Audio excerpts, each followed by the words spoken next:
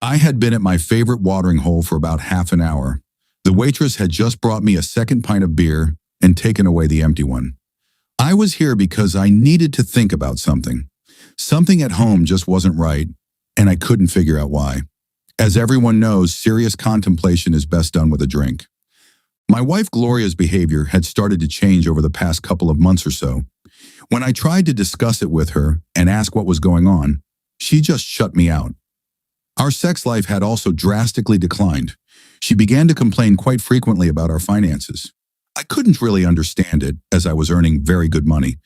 We had everything we needed, and there was still plenty left over to enjoy some of the finer things in life. With our investments and other assets, we were worth around $5 million. Everything was going well, but she was acting as if we were just struggling to get by. It's funny because the country club membership I gifted her 6 months ago seemed to mean nothing to her. Yes, I know what you're thinking. I thought the same thing. The most logical explanation is that she's having an affair and is thinking about switching sides. There were a couple of problems with that, though. First, we didn't have a prenuptial agreement. That would mean I'd get screwed in the divorce. Second, I had no proof of her infidelity. Anyway, I had just taken a sip of my second beer when I saw her walk into the bar. No, it wasn't my wife, who was supposedly out with the girls tonight. I had no idea who she was, but she was absolutely stunning. Every head in the bar turned to look at her as she quickly scanned the room and then made a beeline straight toward me. When she reached the booth where I was sitting, she just slid in across from me without even saying a word. She looked me over for a moment, then spoke. "Adam Colton." I simply nodded. The waitress quickly came over and took her order for a glass of white wine.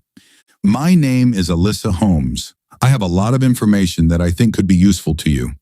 I also have a suggestion on how best to use this information." "All right," I replied. "What will this information cost me?" She smiled. "It won't cost you a cent. In fact, if you accept my proposal, it will even help you preserve most of your assets, more than you might get otherwise." "Okay, what information do you have?" "First of all, your wife is cheating on you." "And how do you know that? Do you have any proof?" "I know because she's cheating on you with my brother. I have photos, videos, audio recordings, and even notarized statements about it. I'm ready to give it all to you." "Wow, you must really hate your brother if you're throwing him under the bus like this." Her smile lit up the entire bar. "Quite the opposite. In fact, I'm here on his behalf. He sent me to talk to you while she's busy with him." "I'm confused. If he's stealing her from me, why would he try to help me? I mean, I've read all those stories about cheating wives, and in most of them, the wife catches the poor guy off guard so he can't prepare and fight back.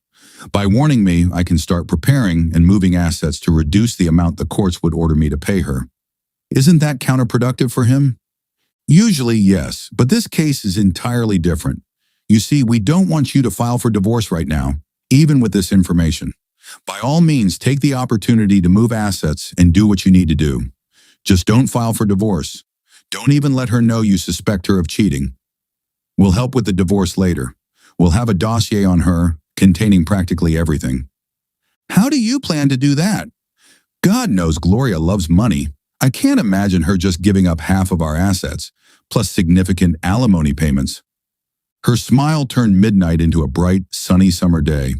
Damn, I might have died of radiation sickness if I had been exposed to her smile for much longer. "All right, there are a couple of things you should keep in mind. First, my brother is a really good person. When he started a relationship with your wife, he had no idea she was married. She practically threw herself at him. It was only 2 weeks ago that the background check came back, and we discovered she was married. It took another week to conduct further checks and gather all the necessary information to confirm that she hadn't divorced or separated from her husband. This information also suggests that she just wants to negotiate. You're quite wealthy, but we are much richer, much richer. Our data shows that you are worth approximately $5,164 million. This includes the 1968 GTO you're planning to buy for about $10,000 less than it's actually worth." She noticed the surprised look on my face. "Yes, we have extremely detailed information. In our league, you have to be very careful with whom you deal. We've also discovered that you are a very decent and honest person. That's why we decided to take this approach. All right, it seems you're putting me at a disadvantage since you have all this information about me, but I know nothing about you. Yes, I understand. I told you my name. My brother's name is Brad Holmes. A quick search on the internet should provide enough background information about us to answer any questions you might have. Additionally, don't hesitate to hire a PI firm to check our background. You can even send us the bill for it if you like. All right, I'll definitely need to verify everything before I commit to anything. So, what's the plan? There's one more thing you should know. Brad has been married once before. She was an unfaithful gold digger. He caught her cheating. Fortunately, they had a prenuptial agreement with very strict penalties for infidelity. Essentially, she left with just the clothes on her back and whatever she could carry in 2 suitcases. Brad despises cheaters and gold diggers. Usually he's a really good guy, but he can be ruthless when he discovers someone is trying to take advantage of him. So he will be guiding her over the next few months. Eventually, he'll convince her to file for divorce so she can marry him. However, one of the conditions will be that she asks for absolutely nothing from you. He'll persuade her that she won't need any of your assets because my brother is worth over $500 million. In about 2 months, he'll propose to her. She'll have to confess to him that she's married. According to the email she sent to her friend, she plans to tell him that the 2 of you have been separated for a long time but never officially divorced. She intends to paint you as the bad guy and claim that you've been unfaithful throughout the entire marriage. You, of course, will threaten to fight the divorce, but my brother will convince her to give you everything so the divorce can go through quickly and they can get married. You'll get everything and she'll get nothing. Once the final divorce decree is issued, Brad will tell her about the lies she's told him. He'll say he can't trust a woman who cheated on her husband. He'll dump her and leave her with nothing. It seems I really have nothing to lose and everything to gain here. Even if everything you're telling me is complete nonsense, I can still protect myself by hiding assets and preparing to divorce this cheater. I need the information you have, and I'd also like to meet your brother.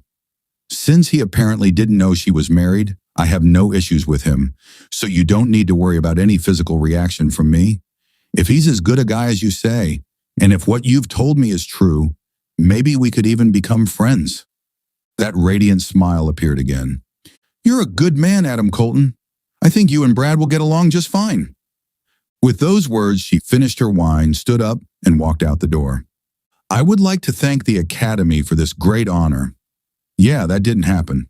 Nevertheless, the next 2 months were supposed to bring me an Oscar.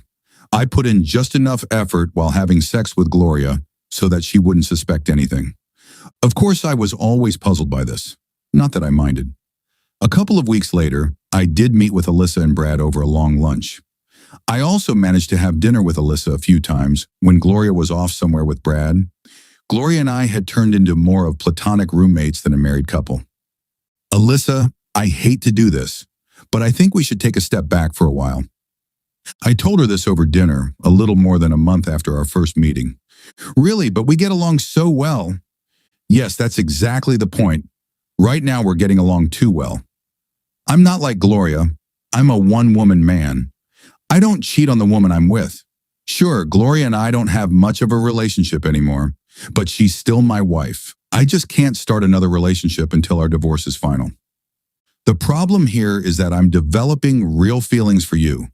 I can't compromise my morals by starting a relationship with one woman while I'm still tied to another. Besides, I care about you so much that I don't want to ruin what we could have by sinking to her level and getting involved before my current marriage is fully over. Alyssa sighed deeply. I understand. You're a good man, Adam. I admire your ethics and your sense of right and wrong. It's one of the things I admire most about you, and probably the main reason I find myself falling for you. To hell with Gloria. She's too foolish to figure it all out anyway. Perfect. We'll step back for a bit, but I'll be damned if I wait longer than necessary. Let's finish dinner, and then you'll take me dancing. Once you drop me off at home, I'll call Brad and tell him to pull the trigger. It's a month earlier than we planned, but Gloria is too stupid to catch on. Seriously? What kind of brainless cheater throws away an amazing husband like you? Alyssa is an enthusiastic dancer. The way her body moved on the floor during fast dances, the way she pressed up against and rubbed against me during slow dances. I'm surprised I didn't soil my underwear several times that night. Even though it was clear we were together, several men approached our table during our breaks to ask her for a dance. It turned out to be amusing. Are you some idiot whose mother never taught him anything? Or are you just a fool with a mediocrity complex? First of all, it would never even cross my mind to dance with a pig like you, who doesn't even have the decency to ask the man I'm obviously with if he would allow me to dance with you. You swaggered over here as if you think you're God's gift to humanity, when in reality, you're just an arrogant jerk who probably couldn't find a woman's organ with a map, GPS, and a Boy Scout guide. I bet you don't even know how to use that tiny thing you're hiding under those rolled-up socks in your pants. After this wannabe Lothario slunk away, a couple of brave souls actually approached and politely asked if I would allow them to dance with her. I replied that she could dance with them if she wished. Alyssa always declined, explaining that she was saving all her dances just for me. Alyssa stole my soul when I walked her to the door that night. She turned, placed her hands on my cheeks, and gave me a soul-stealing kiss. My soul was sucked out of my mouth. She replaced my soul with hers as the kiss deepened. It went on and on. I felt all my life force being drained from me by that one passionate embrace. Eventually it ended, and we were both left breathless. You have no idea how much I want to drag you inside with me, she said with a smirk. Probably about as much as I want to pick you up and carry you inside. Still, it would be wrong, and I can't risk us regretting it later. Just think about how much better it will be for us to wait and do it the right way. You and your damned morals, she smiled. Why the hell did I have to fall in love with someone so damn noble? Alyssa, on the day my divorce decree is finalized, I'll be on my knees at your doorstep, holding a ring in one hand and a signed prenuptial agreement in the other. I'm not here for your money. Even if everything goes wrong and I have to give that cheater most of my assets, I'll still have enough of my own money that I won't need yours. I love you, Alyssa. That's all that matters to me. My ring size is 6.5. Don't worry about the prenuptial agreement. I had my lawyer draft it 2 weeks ago. Just send me your lawyer's contact information and a copy will be sent over. This happened a week later. No, Alyssa and I aren't getting together just yet. It was a Friday evening. I came home from work and found Gloria and Brad sitting on the couch. I noticed Brad's smirk and a barely perceptible nod to me. Sweetheart, Gloria began, we need to talk. Looking at the situation, I pretty much understood what was happening. It also helped that Alyssa had warned me about it earlier that day. The setup included Gloria and Brad sitting next to each other on the couch. 2 glasses and a half-empty bottle of wine were on the coffee table. There was also an envelope made of heavy paper on the table. Yes, just as expected. I walked over to the couch and extended my hand. Hi, I'm Adam. I see you're drinking wine, but I prefer craft beer. I'm going to grab myself a beer. Beer, or do you prefer wine? Nice to meet you. I'm Brad. Actually, I'd prefer beer if you don't mind. Thank you, he replied. I returned a couple of minutes later with some beer. Being a good host, I opened both bottles right in front of them so they could be sure I hadn't tampered with them. After popping the bottle caps and taking a sip, we both sat down, he on the couch as before, and I in my deep armchair. So, I began, what do we need to talk about? All right, Adam, Gloria began. This is probably going to be a shock to you, but I want a divorce. I didn't want this to happen, but Brad and I just fell in love. We're soulmates. I'm sorry, but our marriage hasn't been great for a while, and then I met Brad. It just happened. Now is the time for both of us to end this, so Brad and I can start building a new life together. She even managed to take a few sips and shed a tear. Looks like I'll have some serious competition for the Oscar. She was doing a pretty good job of playing the sorrowful wife. Well, Gloria, this really is a shock to me. Yes, we've had some problems, but that's mainly because you kept shutting me out. I asked several times what was wrong and how I could help. You never gave me an answer. I tried to do more for you. I tried to take you on more romantic dates, but you always had other things to do. I brought you flowers and you just ignored them. When I tried to get closer, you constantly pushed me away. You never once mentioned anything I could do to help fix our problems. I even suggested counseling, but you refused. You said Brad is your soulmate, but you used to say I was your soulmate when we got married. If there was a problem in our marriage, you should have discussed it with me first so we could work on it and fix it, instead of going out and finding another lover. Now, instead of working with your husband to repair our marriage, you're just blindsiding me with divorce papers. I'm not sure that we can't still fix things. No, Adam, it's too late for that. Here are the papers. I've been very fair in dividing the assets. Division of assets? You lie and cheat on me, spending the money I bring home on yourself, and you think you deserve to be paid for that? I work my tail off to provide you with a great life, and in return, you cheat on me and then leave me? That's complete nonsense. Good luck getting the divorce you want anytime soon. If I have to pay you anything, it will be next to nothing. I'm hiring the most expensive legal team I can find with the sole purpose of dragging this out as long as possible and draining as much money as I can, so that when it's finally over in a couple of years, there will be nothing left to pay you, you filthy cheater. That's when Brad made his move. All right, Adam, listen, I'm sorry about this. When we first met, I didn't even know she was married. By the time I found out, we were already madly in love. It's clear that while you love Gloria, she no longer loves you. I understand your situation here. The bottom line is that Gloria no longer wants to be married to you. No matter how hard you fight it, as you said, the divorce will eventually happen. By fighting it, all you'll do is give most of your assets to the lawyers. Sure, it will reduce the amount you'll have to pay her, but it will also mean that you'll lose almost everything yourself. There's no need for that. Since we plan to get married as soon as the divorce is final, you won't need to pay any spousal support. Additionally, I'm a very wealthy man, so Gloria really doesn't need to take any of your assets. In fact, whatever she gets from the divorce will be just a drop in the ocean compared to the wealth she'll have when she marries me. Look, you keep the house, your pension, all savings and investments, and half of what's in the checking account. She walks away with half of the money in the checking account, all her clothes, personal belongings, and her car. Honestly, she won't really need anything else after we get married. All right, I reluctantly agreed, except for the fact that she returns her wedding rings and all the jewelry I inherited from my family. I also want the expensive jewelry we keep in the safe. I bought that with the intention of passing it down to our children and grandchildren as family heirlooms. Brad turned to Gloria. Remember, we discussed this. We've already caused him enough pain with what we've done. It's better to wrap this up quickly so we can get married and start our new life sooner. You're right, Brad. I won't need his money after we're married anyway. Let's finalize and sign the new papers. With those words, we toasted to our agreement, and they left. Now, I know some of you out there might think I'm a heartless bastard who left just a couple of dollars in the joint checking account. You'd be wrong. That might have raised her suspicions. We typically kept around $10,000 in the account, so I left it untouched. She had several designer dresses, expensive shoes, and other accessories.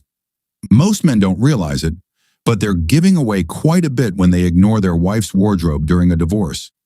Gloria's clothing alone was worth nearly $60,000 at retail. There's actually a pretty decent market for high-quality secondhand women's clothing online. Of course, you can't get full retail price, but you can get at least 50% to 75% of it. Her car was a year-old Lexus that we paid for in cash. A week later, my lawyer and I met with them at her lawyer's office. Her lawyer emphasized that he strongly advised his client against the proposed division of assets. Essentially, it was 90% for me and 10% for Gloria. It doesn't matter, Gloria said. As soon as the divorce is final, Brad and I will get married. That will eliminate alimony, and I won't need any other assets anyway. I just want this to be over as quickly as possible so I can move on with my life. We signed all the papers, and he had his notary assistant certify everything. Now it was just a 60-day waiting game until the final decree would be issued. In the meantime, Alyssa and I got to know each other much better. We spent most of our free time together. No, we didn't have sex.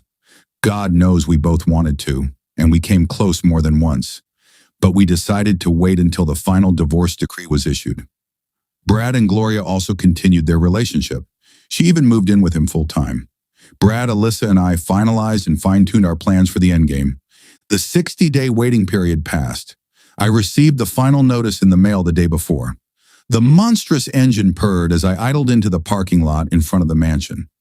I pressed the clutch, shifted the 4-speed transmission into neutral, and engaged the parking brake. Stepping out, I smoothed the lapels of my new tuxedo. I really needed to make a great impression. After all, I was now free from my cheating wife and about to enter the next chapter of my life. I quickly patted my jacket to make sure what I needed was securely tucked in the inside pocket. With that settled, I turned to the young man, about 20 years old, who hurried over to me under the envious gazes of his colleagues. "She's got a really tough clutch. Be gentle with her," I advised as he respectfully climbed into my 1968 GTO. I spent the last month finishing her up. Now that I no longer had a wife wasting all my money on stupid stuff, I could afford to spend some cash on things I really wanted. I had a grin from ear to ear as I climbed the steps and entered the mansion. This was going to be an epic night. Just before stepping through the open door, I caught a glimpse of the next arrival. That turned the night from simply epic to absolutely legendary. I couldn't help but laugh. "So, you're a bit confused. That's understandable." I was attending a divorce party. It was being held in celebration of the finalization of the divorce between Gloria and me. I had an official invitation to attend. No, I wasn't planning on ruining Gloria's party. It was all part of the plan. The party was held at Brad's mansion. Although it was far from a surprise party, several surprises were expected throughout the evening. It was a very upscale event designed to introduce a new member into Brad and Alyssa's social circle. Gloria had been eagerly anticipating this event for the past 2 months, ever since the planning began. No sooner had I crossed the threshold than Alyssa approached me. Her left hand slipped through the crook of my right arm, and we started to move.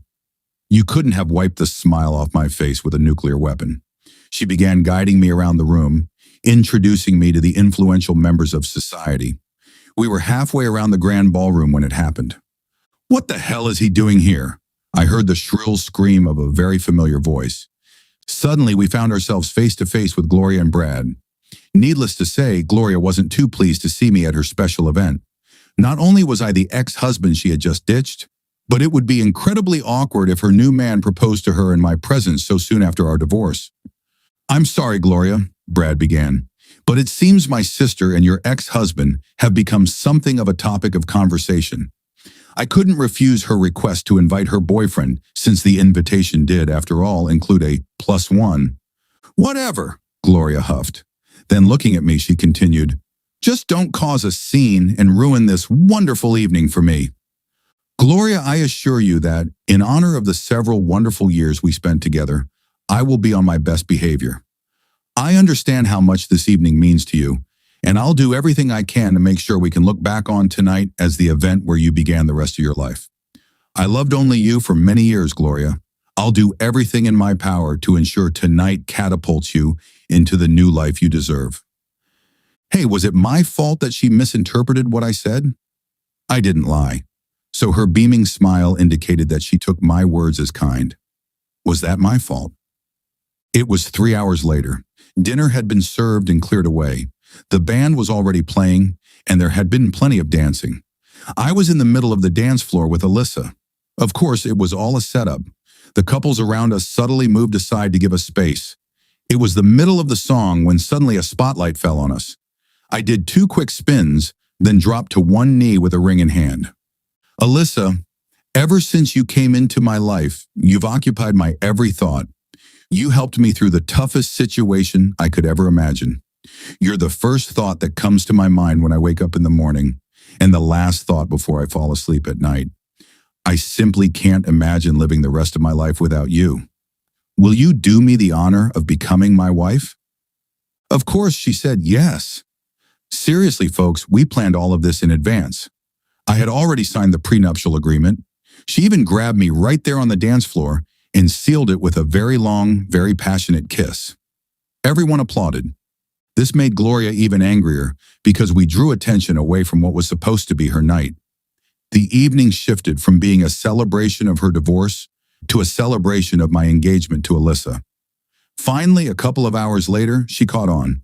Brad, we were supposed to get married as soon as my divorce was finalized. Now it's final. So why has your sister just gotten engaged to my ex-husband? and you still haven't even given me a ring.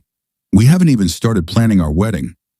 Gloria confronted Brad right in the middle of the social gathering she so desperately wanted to be a part of. "Well, here's the thing, Gloria. I've gotten to know Adam pretty well over the past few months while he's been dating my sister. He's actually a great guy, and we've become pretty good friends. It occurred to me that if you could so easily cheat on such a wonderful guy like him, who did nothing but love you, what's to stop you from cheating on me? After all, it was you who came on to me. You even lied to me at the very beginning about being single. Once you had to admit that you were married, you made it seem like you were separating and heading for divorce anyway. After talking to Adam about the situation, I found out that you lied about that too. There's absolutely no reason for me to marry a serial liar and cheater like you. In fact, I'm breaking up with you. I'm giving you a week to find a new place to live before I throw all your stuff out on the street. And now, if you'll excuse me, there are a couple of single ladies over there I think I'll go talk to," Brad replied. Oh, she really did try to fight back. She returned with renewed vigor to try and overturn the divorce.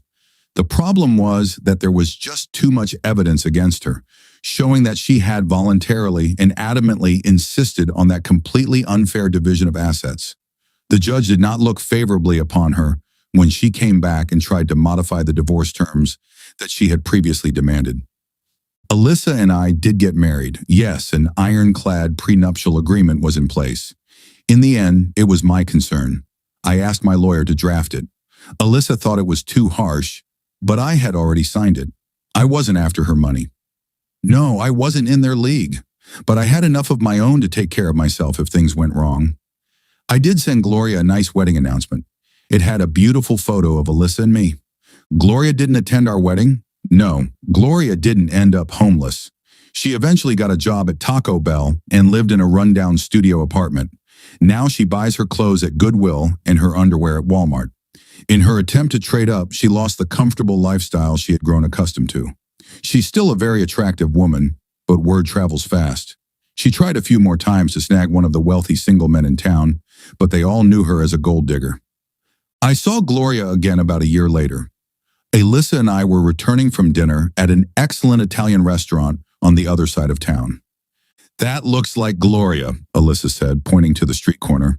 And sure enough, when I turned around, there was Gloria. She was standing, leaning against a building. Her hair was styled, but not perfectly. Her chest was barely covered by a too small spaghetti strap top she was wearing. It was easy to tell she wasn't wearing a bra. The skirt sat low on her hips and was short enough to barely cover her, and that was only if she stood up straight. The garter straps holding up her stockings were blatantly visible beneath the hem of the skirt. I concluded that the reason she was leaning against the building was that walking in those ankle boots with 7-inch heels must have been quite difficult. In fact, I was surprised I could even recognize her with such heavy makeup. Her lips were painted candy apple red. She wore thick black eyeshadow. I wasn't sure if it was just very thick mascara or if she had on false eyelashes. You don't need to be a rocket scientist to figure out what was going on here. First, this was a part of town known for a certain type of financial transaction. Second, there were several other women in similar attire, and possibly some who weren't actually women, walking back and forth. The final clue was that, while we waited for the light to turn green, another car turned right at the intersection and pulled up to the curb in front of her. Gloria strutted over as the passenger window rolled down. She leaned into the car and started talking to the driver and his passenger. After a brief exchange, the passenger door opened and the passenger got out of the car. Alyssa and I watched as the front passenger seat was tilted forward and Gloria and the man slid into the back seat of the car. Once the door closed, the car drove off. Alyssa and I looked at each other and burst into laughter.